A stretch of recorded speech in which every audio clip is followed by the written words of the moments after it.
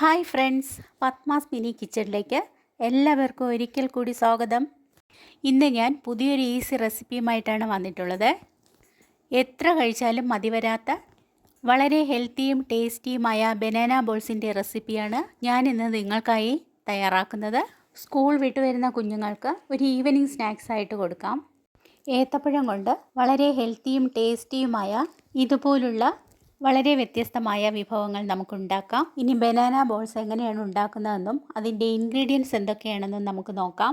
ഇതുപോലെ നന്നായി പഴുത്ത 2 ഏത്തപ്പഴം ഞാൻ എടുത്തിട്ടുണ്ട്. തൊലി കളഞ്ഞ് കട്ട് ചെയ്തെടുക്കാം. കട്ട് ചെയ്തെടുത്ത ഏത്തപ്പഴം നമുക്കൊരു ജാറിലേക്ക് ഇട്ട് കൊടുക്കാം. ഇനി ഇതിലേക്ക് ഒരു തവി നിറയെ ശർക്കര കൂടി ആഡ് ചെയ്യാം. ഞാനൊന്ന് ക്രഷ് ചെയ്തെടുത്ത ശർക്കരയാണിത്. ഇനി നന്നായി ഇതുപോലെ അരച്ചെടുക്കാം. തരികളൊന്നുമില്ലാതെ നന്നായി അരച്ചെടുക്കാൻ ശ്രദ്ധിക്കുക. ഇനി നമുക്ക് ബനാന പ്യൂരി ഒരു ബൗളിലേക്ക് ഒഴിച്ചു കൊടുക്കാം. ഇനി വേണ്ടത് അരിപ്പൊടിയാണ്. അപ്പത്തിന് എടുക്കുന്ന തരികളില്ലാത്ത അരിപ്പൊടിയാണ് എടുക്കേണ്ടത്. ഒരു ചെറിയ ബൗൾ നിറയെ എടുത്തിട്ടുണ്ട്.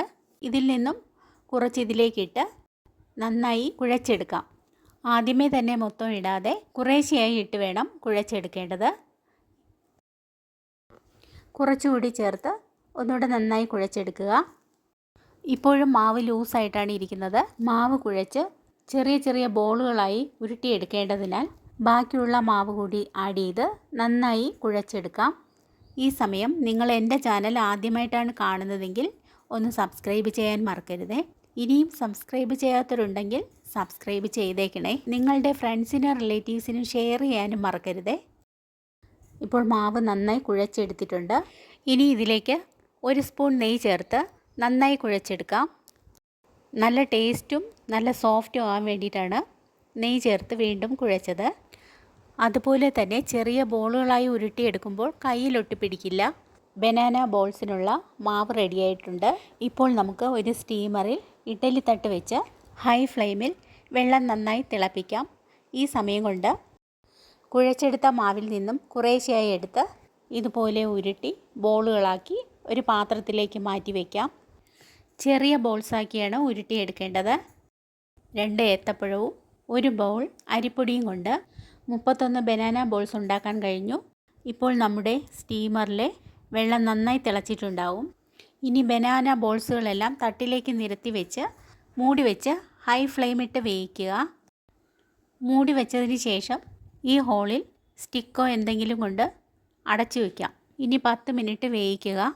10 മിനിറ്റ് ആകുമ്പോഴേക്കും സ്റ്റീമെല്ലാം വന്നു തുടങ്ങിയിട്ടുണ്ട്. ഇനി നമുക്ക് സ്റ്റവ് ഓഫ് ചെയ്യാം. ഇപ്പോൾ നമ്മുടെ ബനാന ബോൾസ് എല്ലാം നന്നായി വെന്തിട്ടുണ്ട്. തണുത്തതിന് ശേഷം ഒരു പാത്രത്തിലേക്ക് മാറ്റി വയ്ക്കാം.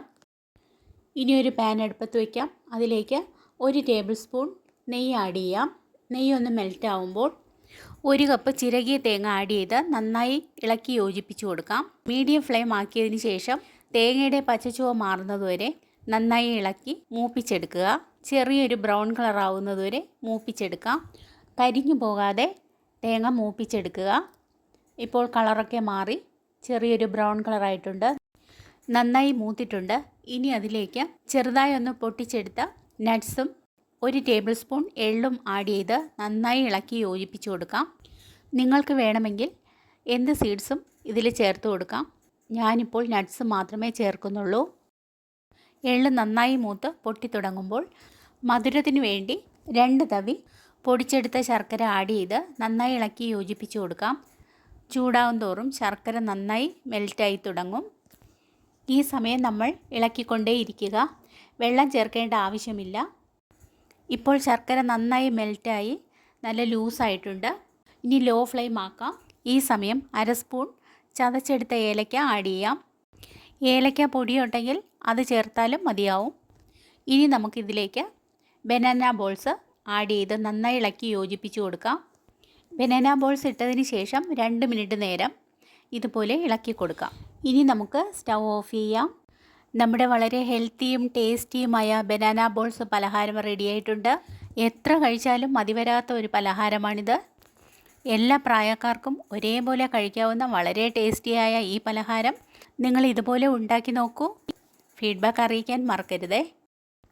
എൻ്റെ ഈ വെറൈറ്റി റെസിപ്പി നിങ്ങൾക്ക് ഇഷ്ടമായെങ്കിൽ സബ്സ്ക്രൈബ്, ഷെയർ, ലൈക്ക്, കമൻറ്റ് എന്നിവ ചെയ്യണേ.